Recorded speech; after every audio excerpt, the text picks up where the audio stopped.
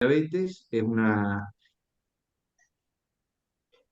¿Dónde a ver, está? vamos a ver, es un ciclo de charlas, bueno, pensados para público en general que puede estar interesado en esta patología.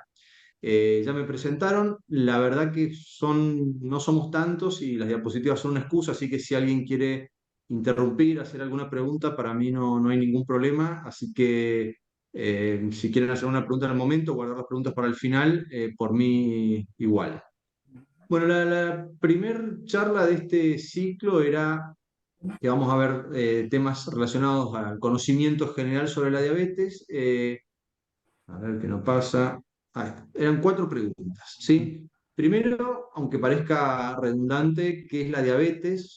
¿Cómo hacemos el diagnóstico de diabetes? ¿Qué tipos de diabetes tenemos? Donde sea. ¿Sí? ¿Y por qué debo tratar mi diabetes? O sea, ¿cuáles serían los motivos por los cuales tengo que darle importancia a esta patología?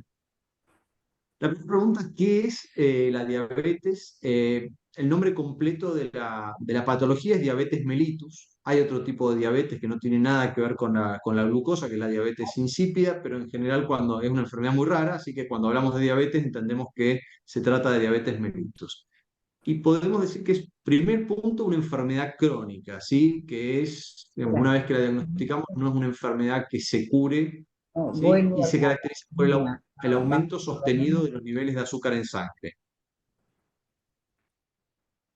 Como algunas definiciones para poder hablar el mismo idioma durante la charla, primero decirles que el azúcar en sangre, nosotros hablamos de glucosa, o sea, perdón, azúcar en sangre, el azúcar es glucosa y el azúcar en sangre es glucemia. Y que muchas veces me van a escuchar hablar de hiperglucemia, que eso significa que tenemos valores elevados de azúcar en sangre, ¿sí? Entonces, glucemia es el azúcar en sangre y la hiperglucemia es el valor elevado de azúcar en sangre. ¿Por qué se produce la diabetes? Básicamente todos tenemos en la panza el páncreas, ¿sí? Que es este órgano que se ve como con circulitos, que está ubicado al lado del hígado, y es un órgano que tiene una doble función.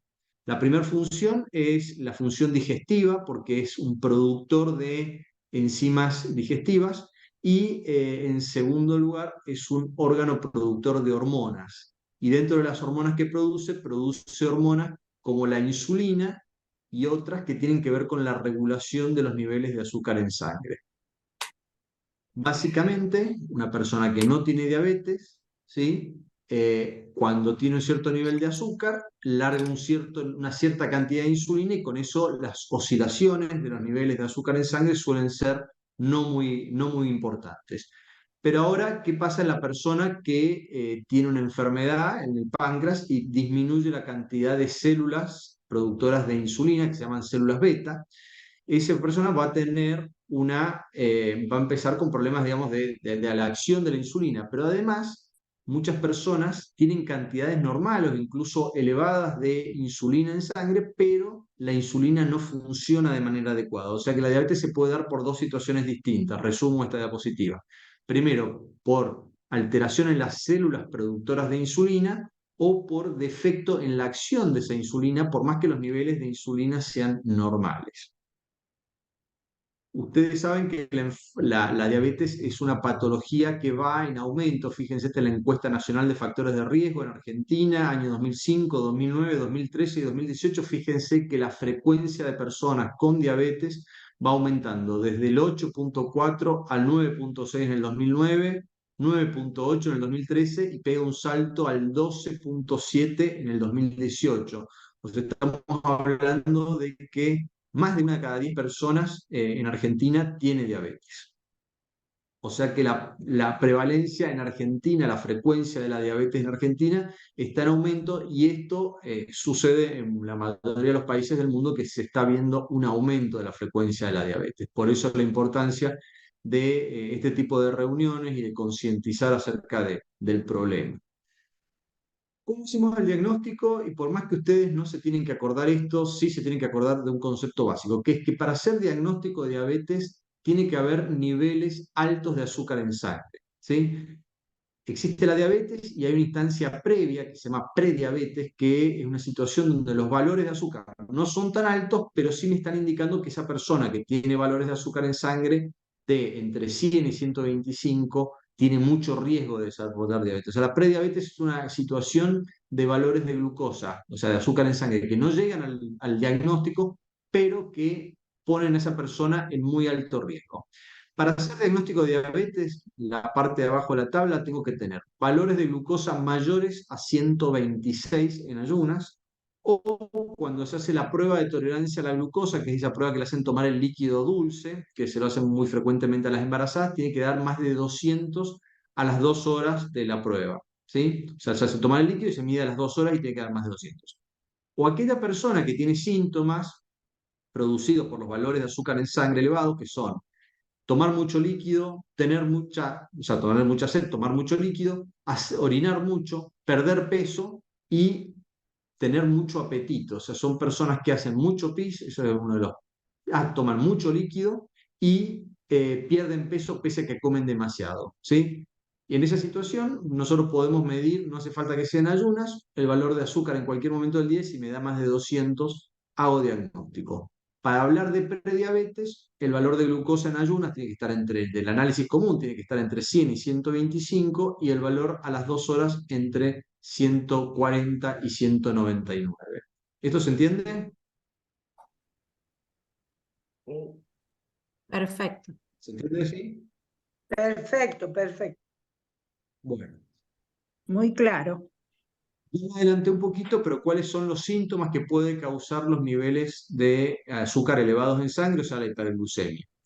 Acá se los hago bastante gráfico. Primero les dije el apetito aumentado, la pérdida de peso, la necesidad de tomar mucho líquido, cansancio, la sensación de la necesidad de orinar muy seguido.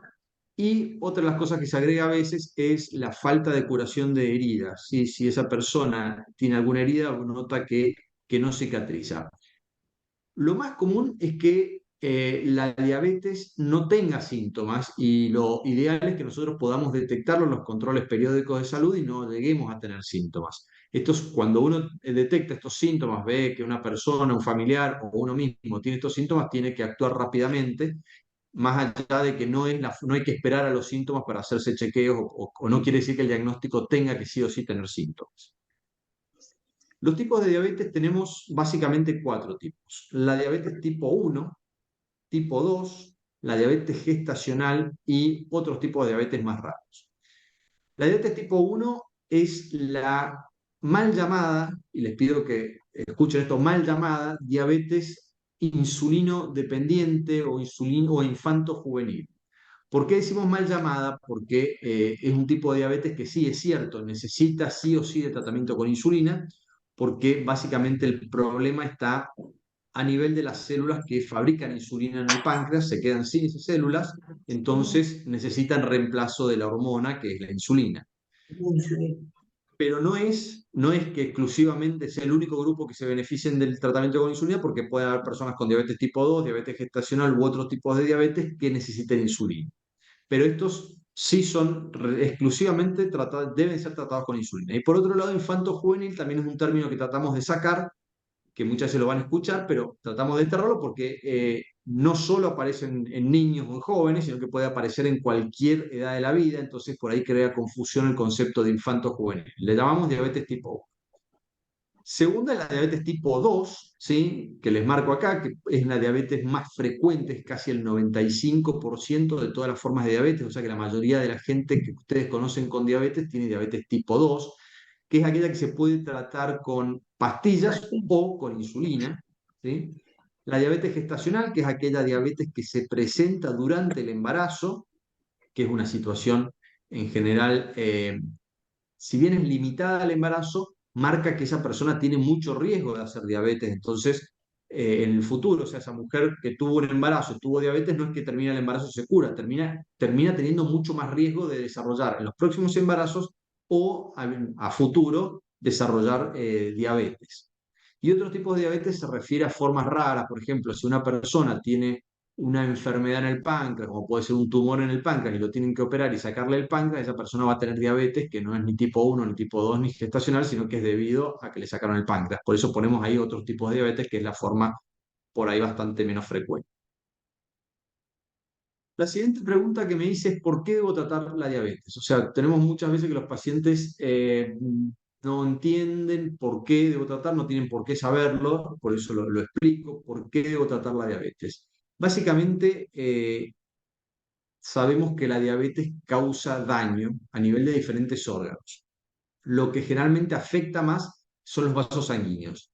Puede afectar a los grandes vasos sanguíneos, entonces eso poner en riesgo, por ejemplo, de tener un infarto de miocardio, un infarto cardíaco, tener ACV, tener enfermedad de las arterias de las piernas y producir obstrucciones o falta de irrigación en las piernas, que es un problema grave que por ahí afecta a algunas personas con diabetes, o puede afectar a pequeños vasos, como son las arterias del riñón, de la retina, o sea, del ojo, o de los nervios, de los pequeños nervios. Entonces, eso dar problemas a nivel de renales, problemas oftalmológicos de pérdida de visión o problemas de los nervios con falta de sensibilidad. Entonces, a nivel de los grandes vasos, a nivel de los pequeños vasos, los niveles elevados de azúcar causan daño.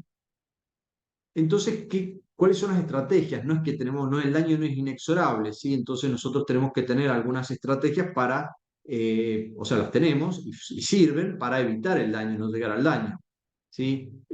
Primero es que cualquier persona que tenga diabetes, más allá de que su médico se acuerde o no se acuerde, tiene que hacer un control con el oculista, con el oftalmólogo, una vez por año, y el oculista al menos le debe hacer un fondo de ojo que siempre le preguntaban a los pacientes, ¿le pusieron la gotita, una gotita que dilata las pupilas y que salen muy encandilados? Eso es lo que tienen que tener en cuenta las personas con diabetes, de que tienen que tener una evaluación oftalmológica con fondo de ojo. Quizás el oculista decide que es adecuado tener controles más cerca, pero nunca menos de un año.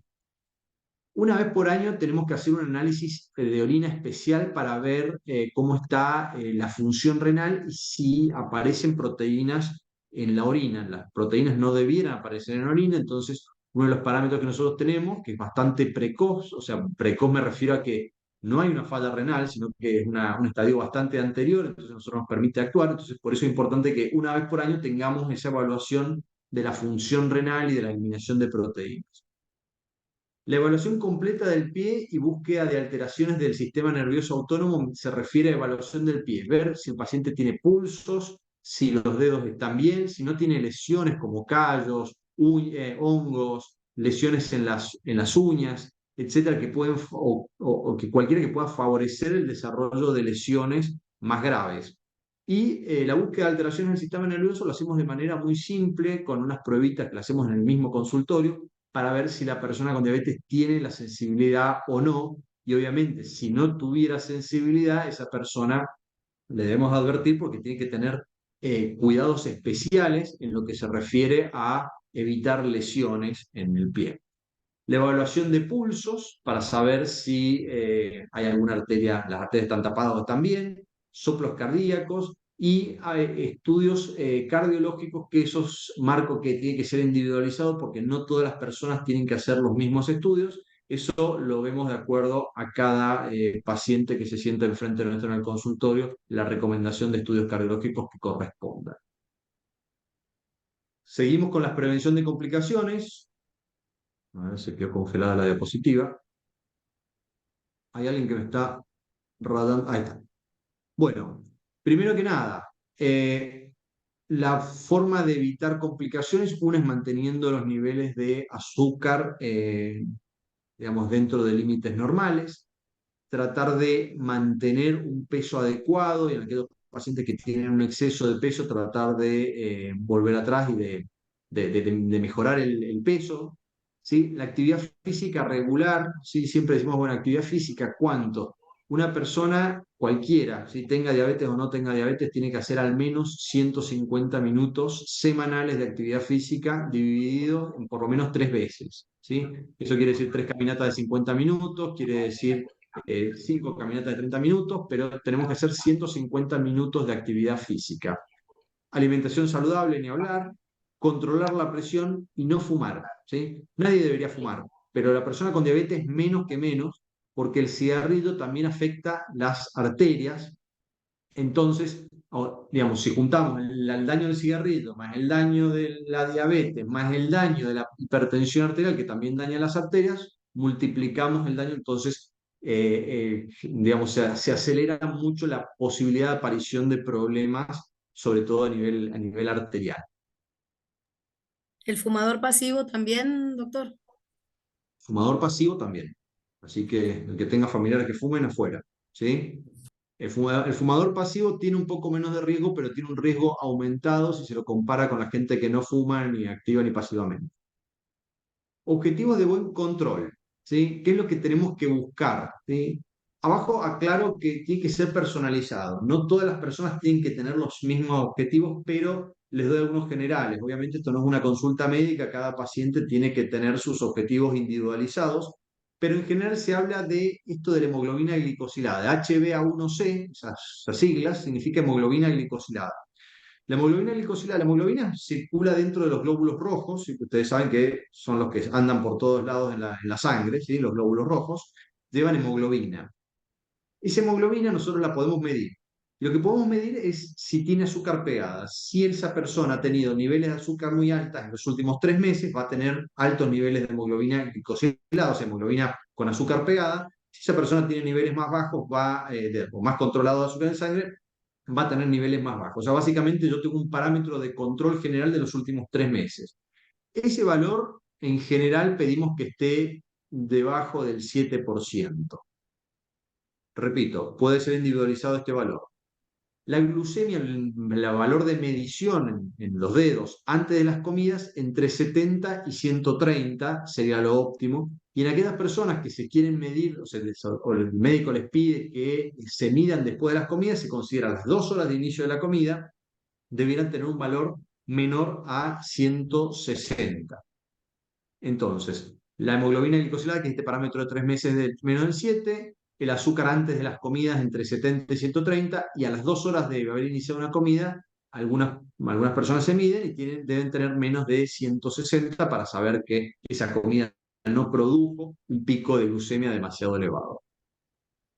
Otros objetivos, indicadores de buen control, como les dije, es la actividad física de 150 minutos semanales divididos en 3 veces y no pasar más de 2 días consecutivos sin actividad física. O sea, hacer los días alternos, los que van a hacerla en 3 veces y los que van a hacer con más frecuencia o más cantidad, bueno, obviamente no van a tener el problema de tener que alternar los días.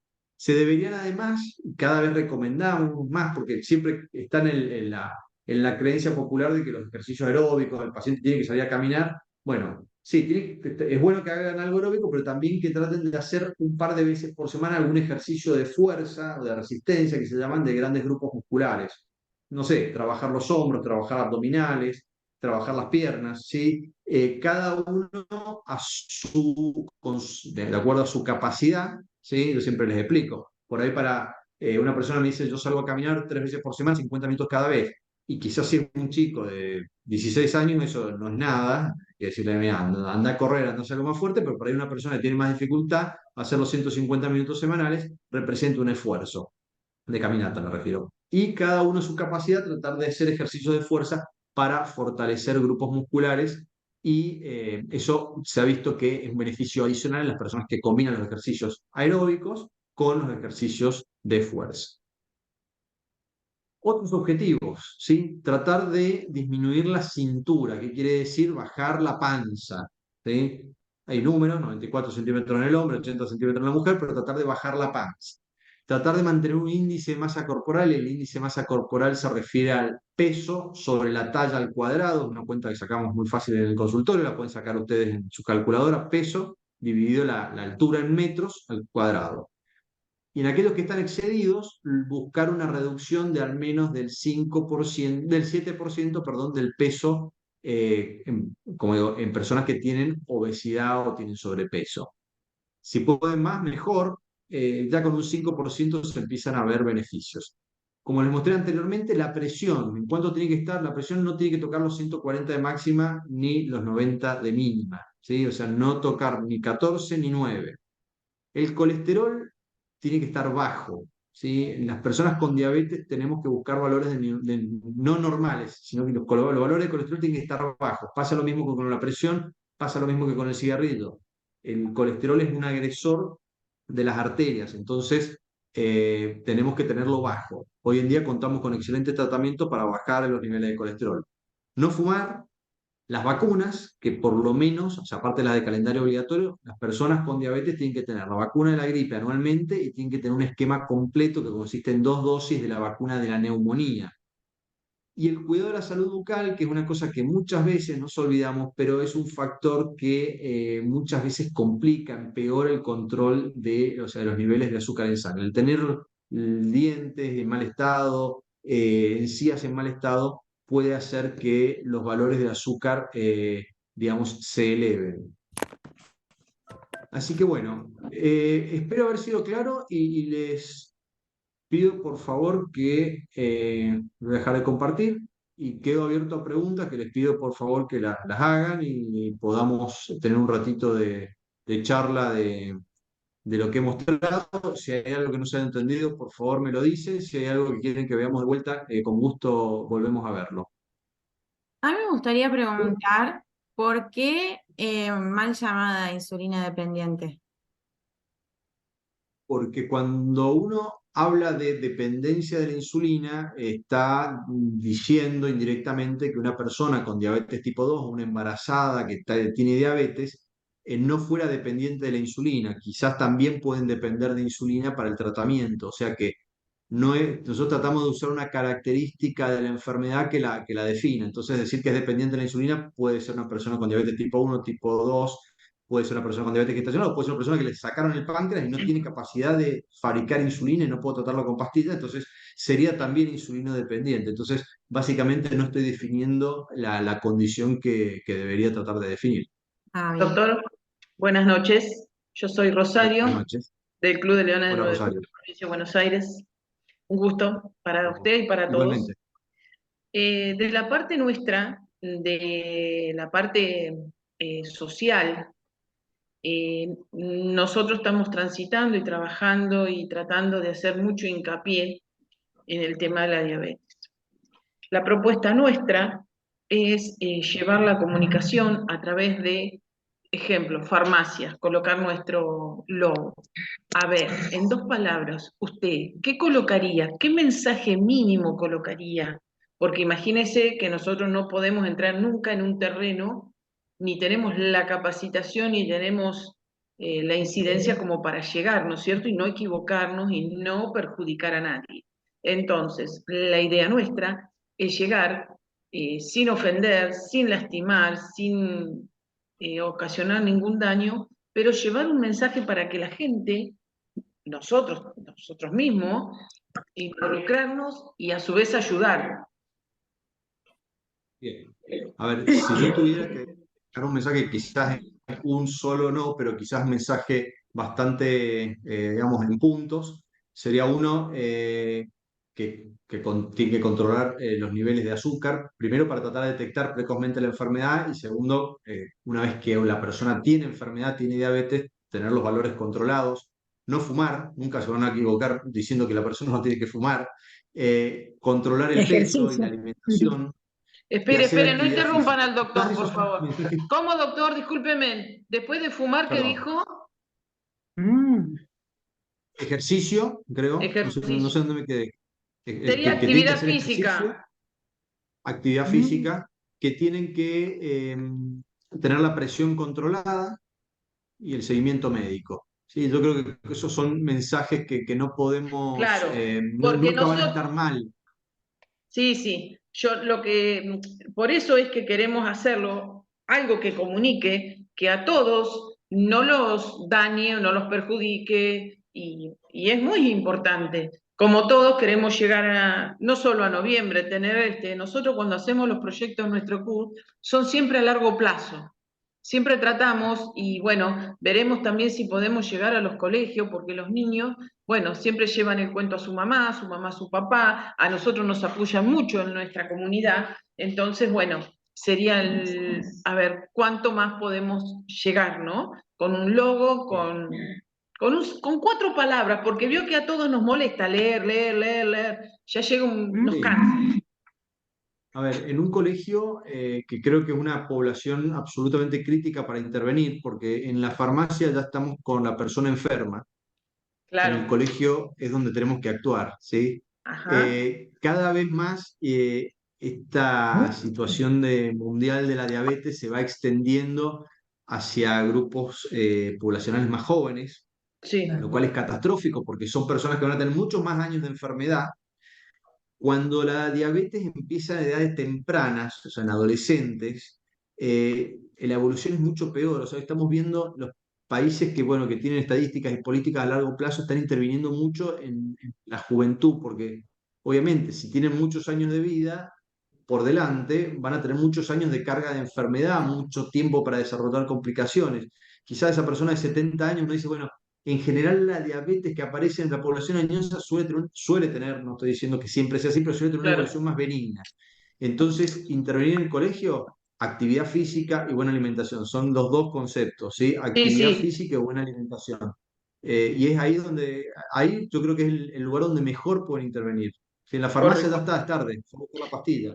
Claro, claro, ponele farmacia o llegar, nosotros decíamos o salas y demás, pero claro, ve, la visión suya es la ideal, porque claro, ya cuando fuiste a la farmacia te fuiste a comprar todo lo que necesitas, pero bueno, arrancar de ciertos lugares donde, que es lo ideal, que es el colegio, y bueno, sería lo ideal. Creo, Muchas Ciclo Rosario, gracias, primario, sexto gracias, grado, gracias. Creo, séptimo. creo que lo que podríamos hacer es armar un póster, un flyer desde la asesoría, Claro. que lo evalúe el doctor, a ver si le parece bien, y entonces ahí lo Perfecto. enviamos para que salga un Muy bien, mensaje muy bien. Eh, Hay, con la hay asesoría del doctor. recomendaciones de actividad física y alimentación de la Organización Mundial de la Salud, o sea Sí, que estarían más validados que por mí, digamos, recontravalidados para intervención en población joven, así que se puede utilizar eso, está totalmente validado y autorizado por... No tendrían ningún conflicto de lo que están diciendo, de justificar nada. obvio, obvio. Muy bien, gracias, gracias. eh, Doctor, buenas noches. Rita de San Francisco. Una Rita, Buenas consulta noches.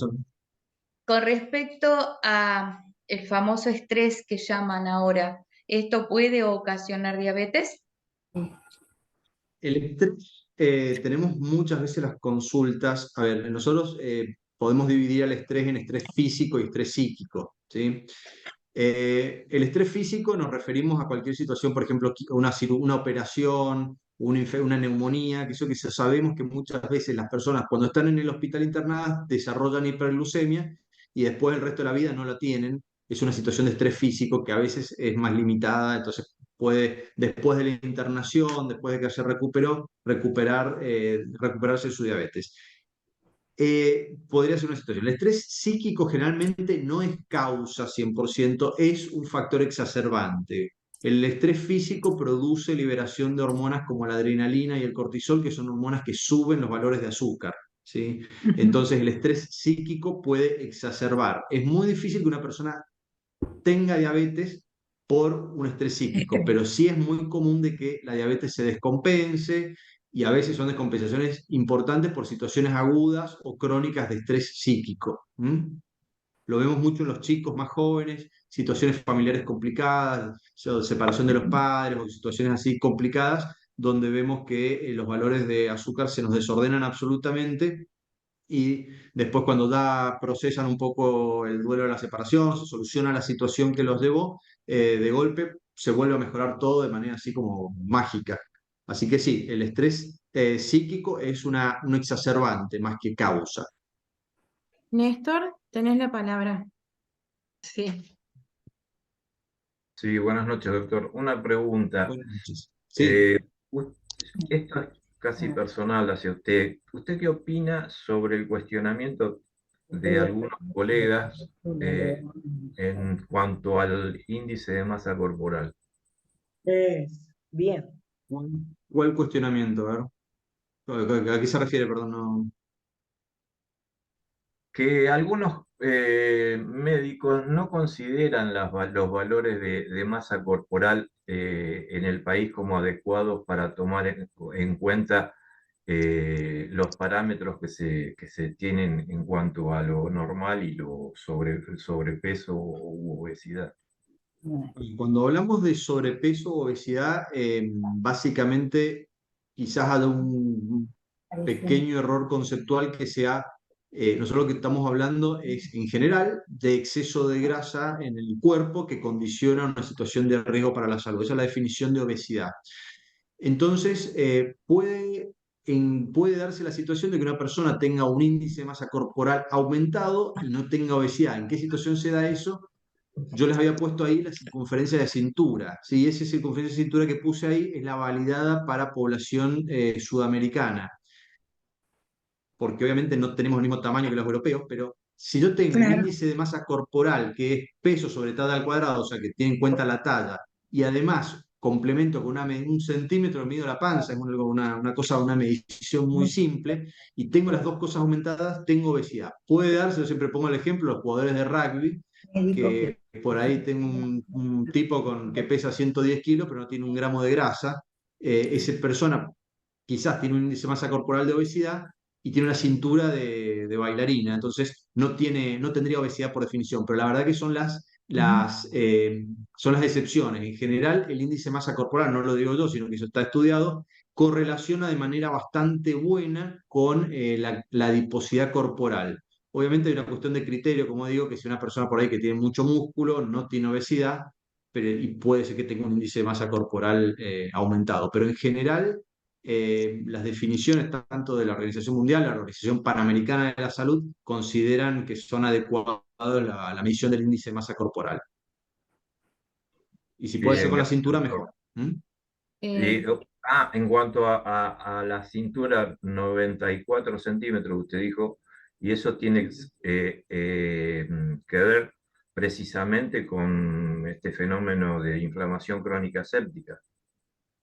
No, No sé. tiene que ver con dónde depositamos la grasa, ¿sí? La grasa, nosotros sabemos que cuando está ubicada en el abdomen, es En el grasa piso. que es muy tóxica y que produce toxicidad a nivel pancreática. Entonces, si una persona tiene la grasa depositada en la cintura, me da una idea de la cantidad, de la adiposidad que tiene esa persona. Por eso digo que es complementario al índice de masa corporal. Si la persona tiene mucha masa muscular, no va a tener grasa en la panza, entonces va a tener mediciones de cintura abdominal menores. Si la persona tiene mucha grasa, va a tener, incluso está estudiado que el peligro de desarrollar diabetes y enfermedad cardiovascular está aumentado en personas que aún siendo delgadas tienen panza. Correcto. Gracias. bien, Gracias, doctor. ¿No? doctor. Natalia, tenés la mano levantada. Sí. Bueno, mi nombre es Natalia, ya lo había mencionado antes, soy del Club de Leones de las Varillas, provincia de Córdoba. No hablo por asesoría de mercadotecnia, hablo en palabra propia. Actualmente tengo 32 años y hace de los 16 que tengo diabetes tipo 1. Y bueno, siempre me han llamado insulino dependiente, por eso escuché lo de la falsa insulina, por eso le pregunté eso. Y en todos estos años pasé por todos los estados de la negación, de la bronca, de todo. Y estuve varios años cuando me fui a estudiar a Córdoba en que no le di importancia, no le di bola a la enfermedad, no iba de ningún diabetólogo. También primero empecé con hipotiroidismo. Hasta que, bueno, encontré mi diabetólogo en Córdoba, le tomé cariño, empecé a más o menos cuidarme, pero ya era tarde. Y bueno, me descubrieron retinopatía. Tuve que hacerme vitrectomía en ambos ojos y también ahora tengo un poquito de proteína en el riñón, si bien ya hace unos 3 años, 4 que estoy estable. Bueno, las complicaciones están y es difícil, como dijo usted, me gustaría venir antes. Y hace muy poquito que empecé con bomba de insulina, lo que hizo que ahora vuelva un poco para atrás, que esté un poquito descontrolada porque es muy difícil. Así que bueno, me gustó mucho la charla, me sentí identificada en todo lo que usted decía, años. Y por ahí contar que acá en Las Varillas nosotros lo que hacemos en la semana, digamos, de la diabetes, en noviembre, en conjunto con la municipalidad, es hacer como una carpa, un gazebo que se pone al costado de la municipalidad, se les da un folleto informativo de cuáles son los síntomas, cómo pueden ser la prevención, y a las personas que se acercan, en conjunto con el hospital municipal, le tomamos la muestra de sangre para ver cuánto miden en ayunas, le tomamos la talla, la circunferencia de la cintura también. Y le preguntamos qué hábitos, ¿sí?, tienen. Lo que usted mencionó, si tienen buena alimentación, si hacen ejercicio, entonces como la manera de por ahí informar y prevenir. Así que no sé por ahí si se les puede dar como idea algún otro club que por ahí estaba preguntando. Está bueno. Gracias, Natalia, por tu testimonio. Marta, Susana, Gracias. Delfina o Rosa, no sé quién de las dos levantaron la mano. No, no se escucha. Está mutada.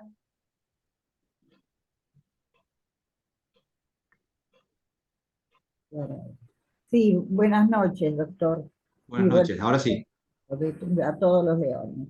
Bueno, primero nos queremos presentar. Mi nombre, somos en principio del grupo del equipo de diabetes del Club de Leones de Chivilcoy, provincia de Buenos Aires, distrito O5. Bueno, nosotros en realidad nos encantó su explicación, doctor, sobre todo porque incluso habíamos puesto en qué pretendíamos, y es precisamente lo que usted hizo, o sea, informaciones claras, precisas, cosa de que nosotros, al actuar como agentes multiplicadores, como no somos profesionales de la diabetes, entonces poder informar y hacer los flyers con ese tipo de precisiones. No obstante, como la León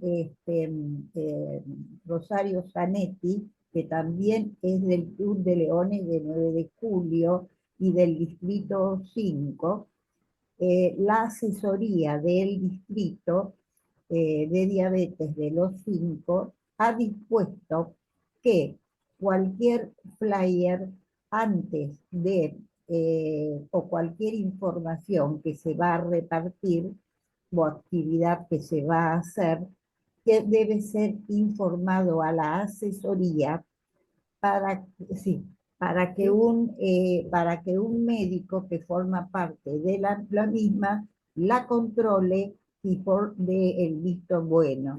Y de esa manera también compartir el material con todos los clubes del distrito.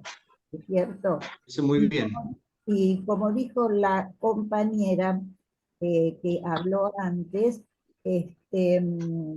nosotros hacemos precisamente la toma de diabetes con también y la toma de la presión también, y trabajamos especialmente con la municipalidad de Chivilcoy en este caso y la Secretaría de Salud, porque lógicamente son los médicos, los nutricionistas, los médicos oftalmólogos, los cardiólogos, que son los que realmente tienen que actuar es decir, a raíz de eso. Nosotros lo que hacemos es mucha campaña de prevención con las escuelas. O sea, una vez que nos aceptan los flyers, los llevamos a las escuelas, los repartimos, a veces las maestras hacen la cartelera con todo ese tipo de material, ¿no es cierto? porque para que la gente por lo pronto se pueda concientizar para la prevención. Como usted ya dijo, si tiene diabetes, ya tiene que ir a su médico y por lo tanto quedarse en manos del profesional interno. Bueno, Gracias, Marta. Muchas gracias. gracias doctor. Y por favor lo que pidió esta León de mi distrito, que nos envíe algo como para hacer simple, para que nosotros podamos hacerlo conocer como forma de prevención en las publicaciones, también nos adherimos a ese pedido. Gracias. Bueno, con gusto. Gracias, Martita. Estela, levantaste la mano.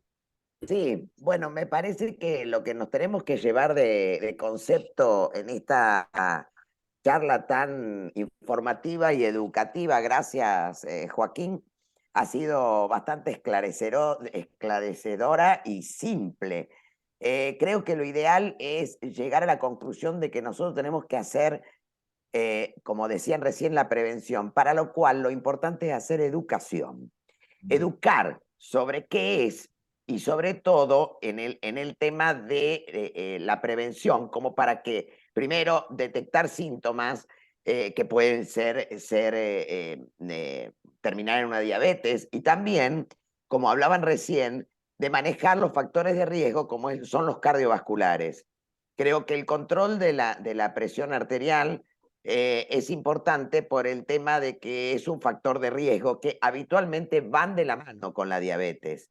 Entonces, yo le digo a Anaí, le digo a ustedes, a Beatriz, yo le voy a compartir algunos flyers, después ustedes véanlo, háganlo ver con el doctor, que nosotros hicimos a través de la asesoría del Distrito Múltiple, de las charlas que dimos con los distintos especialistas.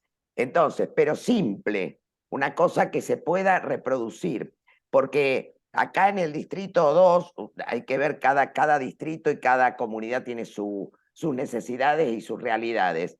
Nosotros tenemos ciudades muy pequeñas, pueblos muy pequeños en el norte, como Formosa, como Chaco, donde la gente no tiene posibilidad de hacer campañas de detección de glicemia, porque por ahí hay dispensarios o centros muy pequeños donde no tienen las herramientas y obviamente que nosotros los leones no estamos capacitados para hacer eso. Entonces, lo ideal sería, además de los flyers, eso que estaba hablando Marta y que estaban hablando las chicas recién, me parece que es importante porque lo que uno manda, que sería el flyer, se puede imprimir. Entonces nosotros podemos distribuir en la sociedad, en una plaza, eso lo puede hacer cualquier comunidad, obviamente que no tenga los medios para hacer una alianza estratégica con la municipalidad, con el centro de salud. Y entonces eso es fácil de hacer, es económico y estamos haciendo educación en diabetes, lo cual lleva a la prevención de las complicaciones, como decía el doctor. Entonces, me parece que nosotros, que siempre hemos sido a nivel internacional los paladines de la prevención de la ceguera, creo que la diabetes, que es la primera causa de ceguera en el mundo, debemos apuntar ahí y lo podemos hacer a todos los niveles, es decir, con algo económico, sin llegar a la campaña, que es lo más importante por ahí. Pero bueno, yo después le voy a compartir a Anaí los flyers que nosotros hemos hecho, inclusive cuando hicimos el curso anual de educadores en diabetes, que tenemos algunos flyers que eso se puede imprimir y se puede reproducir. Así que bueno, gracias doctor.